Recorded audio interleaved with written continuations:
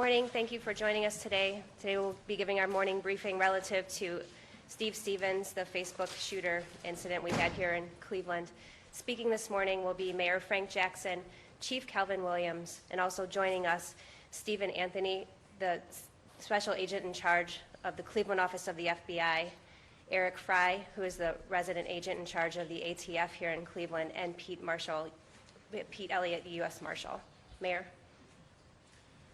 Well, you know, this is the third day since a tragedy involving Steve Stevens and on Easter Sunday. And I want to start off by really thanking the Godwin family.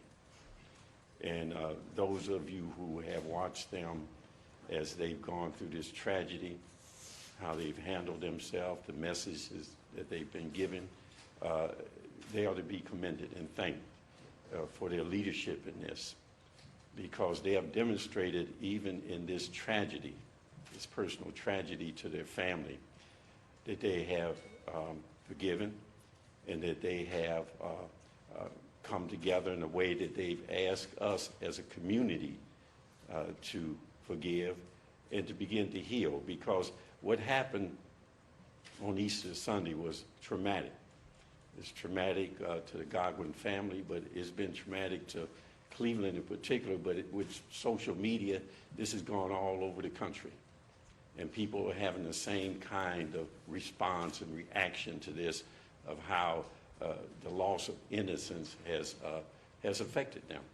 And so I want to say to the Godwin family that we are proud of them and that we really thank them for showing us the way in this situation.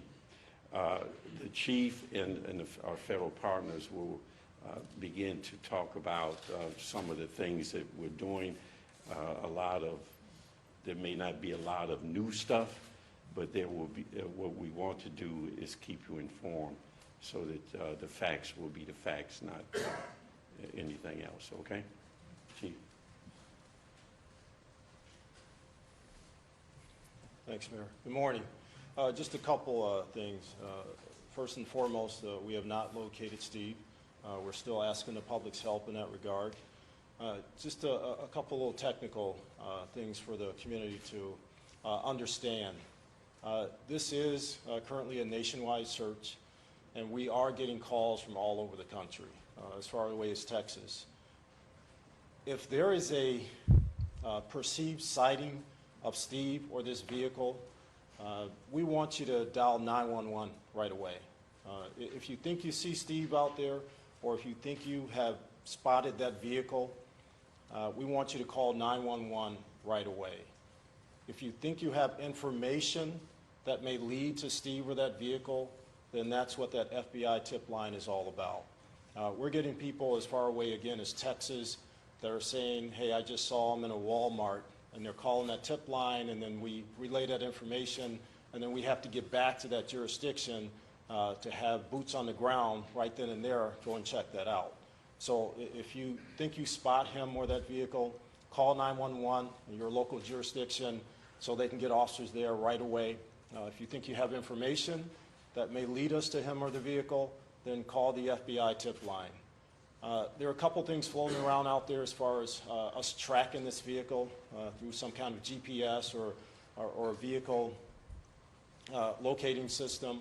That vehicle is not equipped with any of those systems. Of course, that's the first thing that we looked at from the dealership aspect and also from Ford Motor Company itself. The vehicle is not equipped for that type of tracking. But again, we're still asking the public's help in locating Steve. We have received to date almost 400 tips nationwide on this, so we encourage people to keep sending in those tips. With that, I'm going to quickly turn it over to Steve Anthony from the FBI. Thanks, Chief. Just a quick follow-up. I mean, can't overemphasize that point enough. Look, at someone out there with 100 years plus of experience of the U.S. Marshals, FBI, and many other state, local, and federal agencies have told us that someone out there has a key piece of information that can help us resolve this matter. They just might not know it. So when in doubt, they have to make the call, as the Chief just said. 911, 1-800-CALL-FBI. We don't care. Call someone and let law enforcement come in and follow up on that. As you know, we have a $50,000 reward out there that was announced yesterday by the mayor. Of course, that is still out there. We have issued the U.S. Marshals and the FBI an unlawful flight to avoid prosecution warrant based upon the underlying murder warrant filed by the city of Cleveland. All that does is, again, lets everyone know very clearly, every federal agent, local agent, state agent, that there is a federal warrant issued, and again, any individual across the United States could act on that warrant, execute that warrant to resolve this matter and to take Steve into custody. Also, as you know, we have billboards up throughout the country, again in the effort to make sure that Steve's face, his vehicle, is out there for the public to see. We can't thank you all enough for making sure that that's out there. We definitely believe that that'll be critical in resolving this matter. And again, as I know the marshal would agree, and he'll stand up here in a second, is that what we're trying to do again is to sort of close the aperture and to try to narrow the space. We wish we could provide more information and to more narrowly focus the search. Obviously, if we had that information, you would know about that. And again, we hope we get to that point so we could share that with you and again try to elicit the public support to resolve this matter. So with that, again, just reiterate, 911, the 1-800-CALL-FBI. See something, say something. When in doubt, call it. With that, Marshal Elliott. We're very fortunate here in Cleveland with our partners, because I really believe our strength here is in our partnerships together. So we have our task forces nationwide on this investigation across the country, not only within the Marshal Service but within the FBI. I made the comment the other day. I think we are going to get this individual one way or the other. We've seen a lot of cases through Northern Ohio. Over the last 10 plus years. Some have run for a couple days, some have run for a couple years, some have killed themselves after they ran.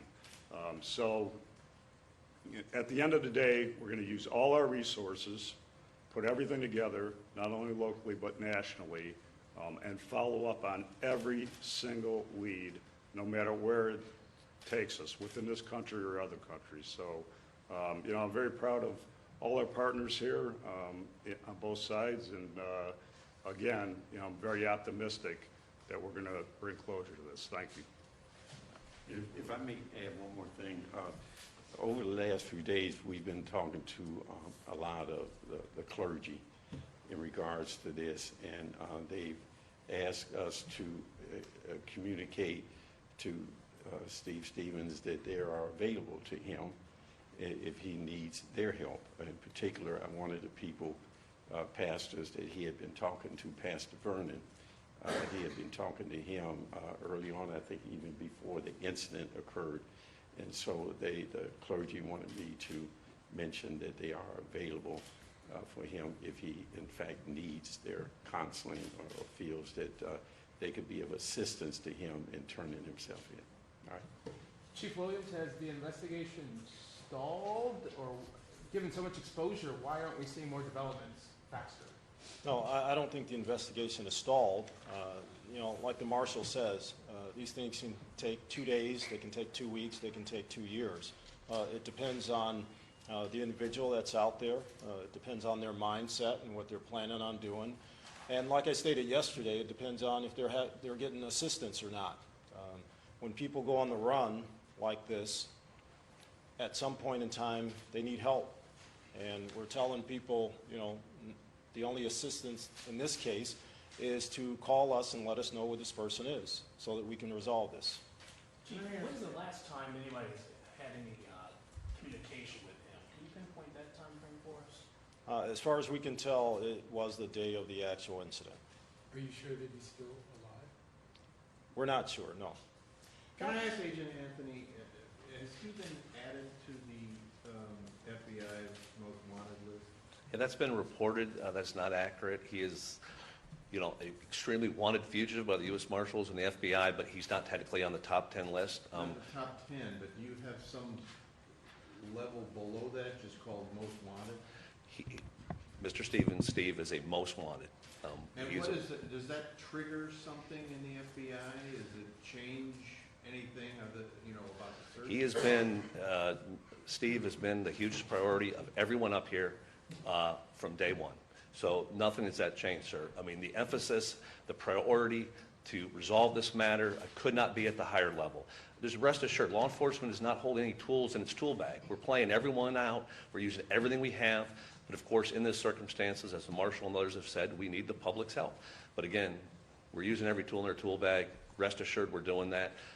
But again, the fact that he is not a top 10 or a marshal's top 15 doesn't change any of the fact that he is a wanted fugitive. And again, this information is getting out across the country and quite frankly, across the world.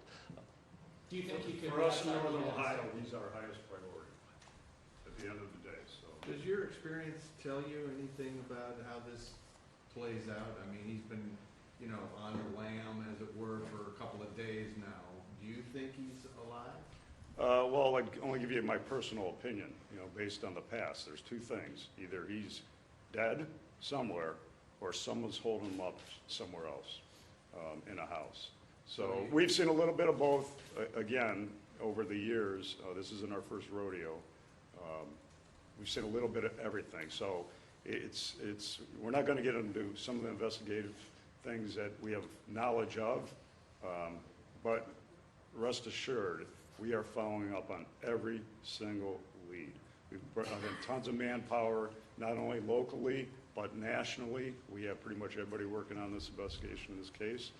So again, I'm very confident and optimistic that we'll bring closure here. Do you think he could be outside the United States? You ask me? Anything's possible. Anything is possible. So again, we'd be giving personal opinions on that, so anything's possible. But is the border police involved in this? Yes, too? yes. Yeah. Rest assured, we've taken all precautions to make sure we do everything we can to ensure that he does not leave the country. But again, as Marshal Elliott said, again, anything's possible. We believe we've collectively done what we can to mitigate that, and of course, they're involved. Again, there's not a federal agency in the United States that is not involved in some way, including our partners over here with the ATF, which we haven't mentioned. Again, Secret Service, everyone is aware of this case, is focused on it, and is willing to chip in any way possible to, again, to support Chief Williams and his department. And have there been any hits on his license plate with any of the license plate readers that are safe? Not that we're aware of. Are you guys now comfortable that the statements he made about killing other people were untrue? Go ahead, Chief. I mean, to date, we haven't discovered any more victims. So to date, right now, I can tell you we're confident that there are no more victims. But we still continue to search. I mean, we get, like I say, we had close to 400 tips come in, and a lot of those are sightings or purported sightings of either him or the vehicle, but some talk to victims and locations and things like that.